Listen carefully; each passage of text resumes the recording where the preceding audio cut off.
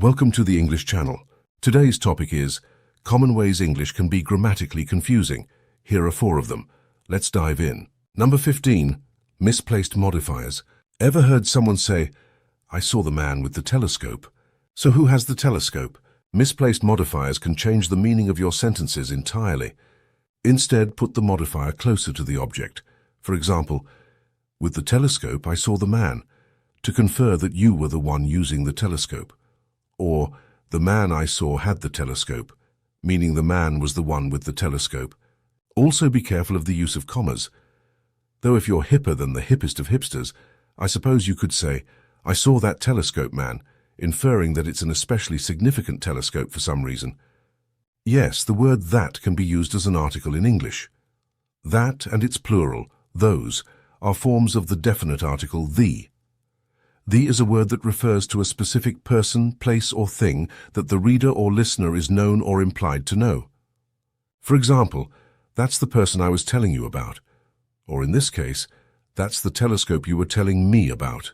Number 14, homophones. Words like there, and there can be a nightmare.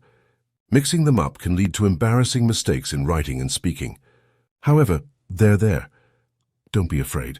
They're there to help their grammatical misuses, as is this video. Thanks for subscribing and staying there to watch the whole thing to the bitter end. There is plural possessive, as in, it is their prerogative. There is directive, as in, put her there, mate.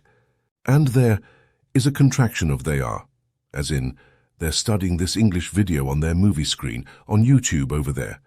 Number 13, irregular verbs. English is full of irregular verbs that don't follow the usual rules. For example, go and went. These can easily trip up even the most seasoned speakers. The past tense conjugation of the verb go is not derivative like goes or going or even have gone. It's went, as in, they went to the store. It's a shorter way to say they have gone to the store. Have went is considered an incorrect usage. The correct phrase is have gone. Have gone is used in the past participle tense and is often used with an auxiliary verb such as has, have, or had. For example, Kevin will have gone to the meeting, so I won't need to go. Have gone can also be used to indicate that someone is still in a place they went to, such as they have gone to the restroom.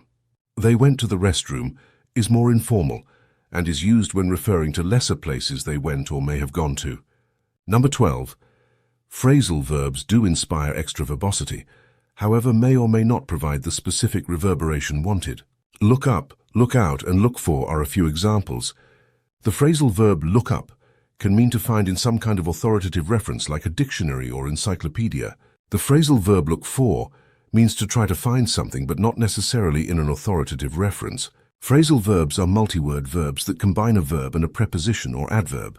An adverb is a word or expression that modifies the meaning of a verb, adjective, adverb, phrase, or sentence. Adverbs can describe actions in terms of how, when, where, and to what extent they occurred, such as up, in, and off used prior. They can also express manner, quality, degree, number, cause, opposition, affirmation, or denial. Modifiers are words or phrases that can change, limit, or define a word in a sentence. In the case of verb phrases, modifiers are often auxiliary verbs or helping verbs like is, has, am, and are. Thanks for subscribing and watching. There's more. Please pause if you need to and leave a comment saying you did so.